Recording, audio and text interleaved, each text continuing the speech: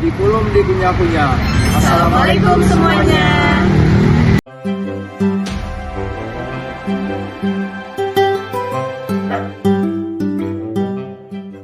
Baik, di video kali ini kami akan menjelaskan dan membahas materi tentang korupsi dalam perspektif filosofi Pancasila sebagai sistem filsafat. Sebelum kami menjelaskan materi tersebut, terlebih dahulu kami akan memperkenalkan diri kami masing-masing. Yang pertama yaitu saya sendiri. Perkenalkan, nama saya Muhammad Afin. Saya Sepri Rahmat Yusriwan. Saya Jasimu Tiarani Putri. Saya Widi Fadayana. Selamat menyaksikan. Korupsi adalah salah satu permasalahan terbesar yang dihadapi oleh Indonesia. Sebagai tindakan penyalahgunaan kekuasaan untuk keuntungan pribadi, korupsi tidak hanya menghancurkan tata kelola pemerintahan, tetapi juga melanggar etika dan nilai-nilai moral masyarakat. Di tengah tantangan ini, Pancasila sebagai dasar negara dan sistem filsafat menawarkan solusi berbasis nilai-nilai luhur bangsa untuk mengatasi persoalan ini. Dalam presentasi ini, kami akan membahas bagaimana Pancasila melalui pendekatan filosofis dapat menjadi panduan etis dalam memberantas korupsi. Ada 3 hal utama yang akan kami kaji. Yang pertama, bagaimana Pancasila dipandang sebagai sistem filsafat yang menawarkan landasan etis untuk melawan korupsi. Yang kedua, bagaimana setiap sila dalam Pancasila memberikan panduan etis yang spesifik untuk menghadapi korupsi. Dan yang ketiga, bagaimana implementasi nilai-nilai Pancasila dapat menjadi strategi efektif dalam pencegahan korupsi. Assalamualaikum warahmatullahi wabarakatuh. Halo semuanya, perkenalkan nama saya Jasimu Tiarani Putri. Di video ini saya akan membahas tentang korupsi dalam perspektif filosofi Pancasila sebagai sistem filsafat. Korupsi adalah salah satu masalah terbesar yang sedang dihadapi oleh bangsa Indonesia. Dampak dari korupsi ini tidak hanya terlihat pada kerugian ekonomi negara, tetapi juga terlihat pada kerusakan moral, integritas, dan nilai-nilai luhur masyarakat. Nah, untuk video lebih lengkapnya atau penjelasan lebih lengkapnya, mari simak videonya. Bayangkan sebuah negeri yang subur dan kaya, namun rakyatnya menderita karena ketidakadilan yang merajalela. Bayangkan seorang anak yang harus putus sekolah karena uang yang seharusnya untuk pendidikan malah dikorupsi. Korupsi bukan hanya sekadar tindakan kriminal. Ia adalah penyakit yang menggerogoti kepercayaan, harapan, dan masa depan kita. Korupsi berasal dari kata Latin corruptio, yang berarti kebusukan atau keburukan.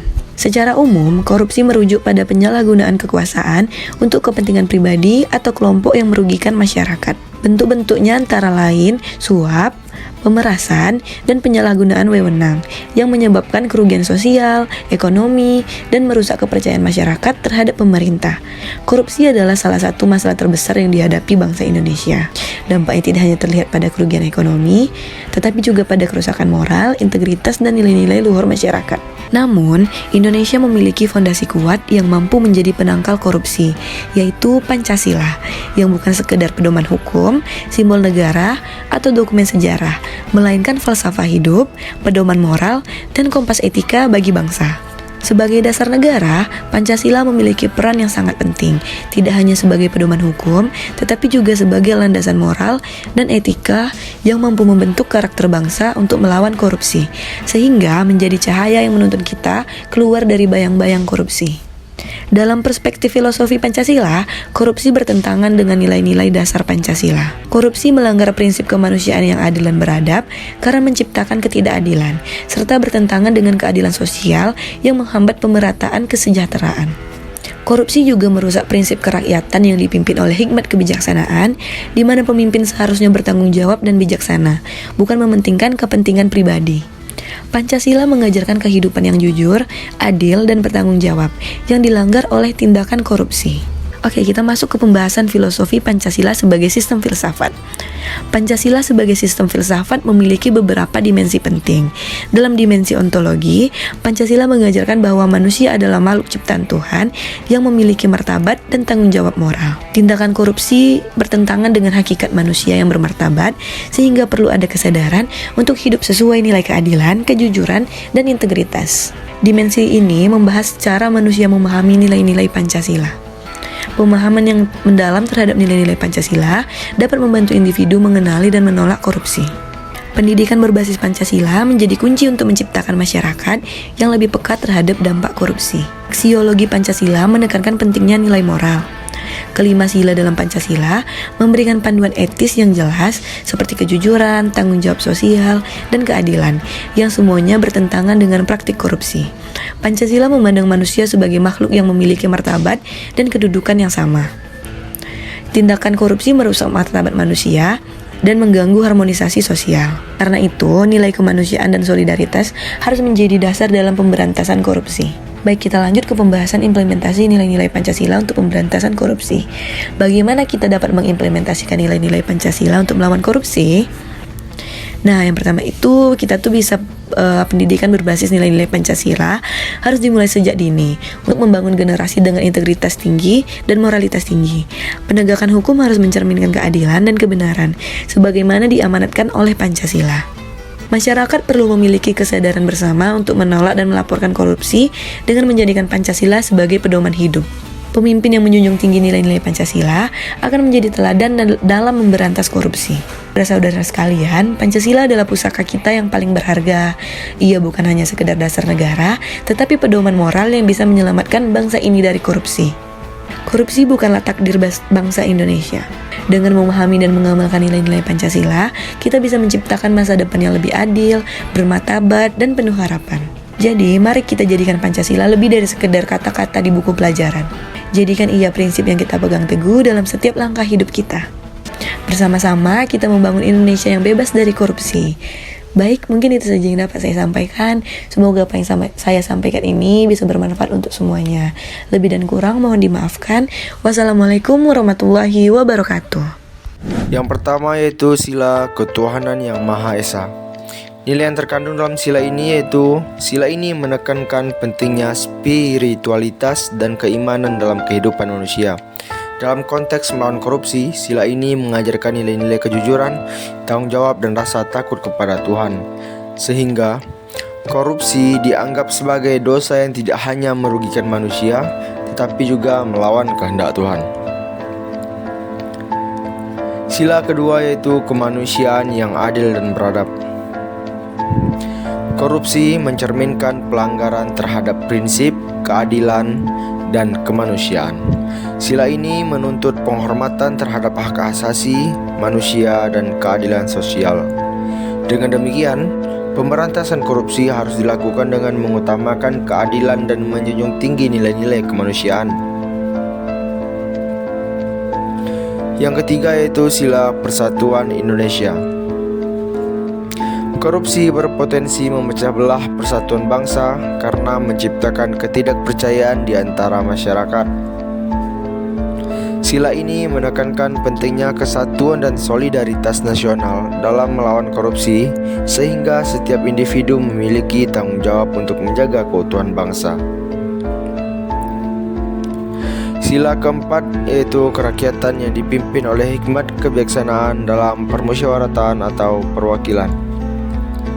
Sila ini menyoroti pentingnya demokrasi yang sehat dan transparan. Korupsi merusak proses demokrasi dan menghilangkan kepercayaan rakyat terhadap pemerintahan. Implementasi sila ini dapat dilakukan melalui penguatan sistem hukum dan lembaga anti korupsi yang independen. Sila kelima yaitu keadilan sosial bagi seluruh rakyat Indonesia. Korupsi menciptakan ketimbangan sosial dan ekonomi. Sila ini menekankan pentingnya distribusi yang adil atas sumber daya dan kesejahteraan bagi seluruh rakyat. Oleh karena itu, pemberantasan korupsi harus diarahkan untuk menciptakan keadilan sosial yang merata. Di sini saya akan melanjutkan video selanjutnya, yaitu membahas tentang kesimpulan dan rekomendasi. Nah, marilah kita semua mendengarkan penjelasan dari saya. Langsung saja saya jelaskan tentang kesimpulan. Korupsi adalah permasalahan kompleks yang tidak hanya berdampak pada aspek ekonomi, tetapi juga merusak moralitas, keadilan, dan kepercayaan masyarakat terhadap pemerintah. Permasalahan ini menuntut pendekatan multidimensional, salah satunya melalui filosofi Pancasila. Setiap sila dalam Pancasila menawarkan panduan moral untuk pemberantasan korupsi. 1. Ketuhanan yang Maha Esa mengajarkan nilai keimanan yang mendorong individu untuk menjauhi perilaku curang. Yang kedua, kemanusiaan yang adil dan beradab, mengutamakan keadilan, kemanusiaan, dan penghormatan terhadap hak orang lain. Yang ketiga, Persatuan Indonesia menegaskan pentingnya menjaga keutuhan bangsa melalui perilaku yang tidak merugikan negara. Yang keempat, kerakyatan yang dipimpin oleh hikmat kebijaksanaan dalam permusyawaratan atau perwakilan, mendorong transparansi dan pengambilan keputusan yang adil. Kelima, keadilan sosial bagi seluruh rakyat Indonesia menuntut pemerataan kesejahteraan tanpa penyalahgunaan kekuasaan. Dengan menjadikan Pancasila sebagai pedoman, Indonesia dapat membangun sistem pemerintahan yang berlandaskan moral, etika, dan integritas sehingga menciptakan bangsa yang bersih, adil, dan bermartabat. Di sini saya akan menjelaskan rekomendasi.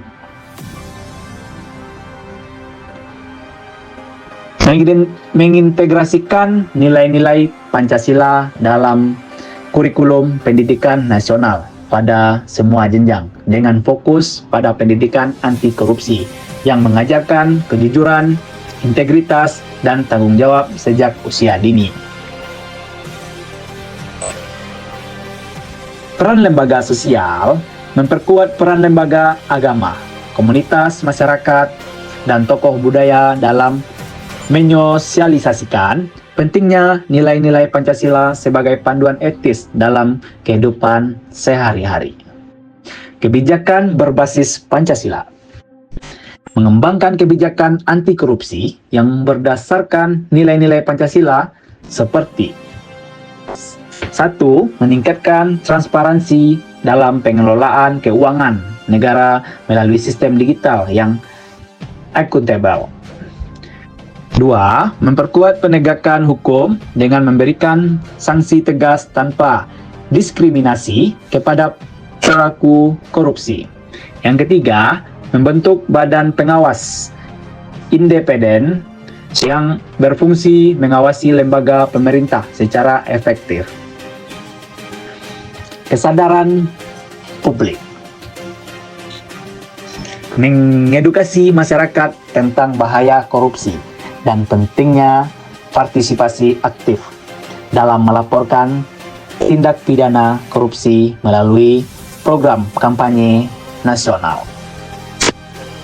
Pendekatan dengan teknologi, menerapkan teknologi berbasis digital untuk menciptakan sistem yang transparan, mengurangi potensi penyalahgunaan kekuasaan, dan mempermudah akses publik terhadap informasi pemerintahan.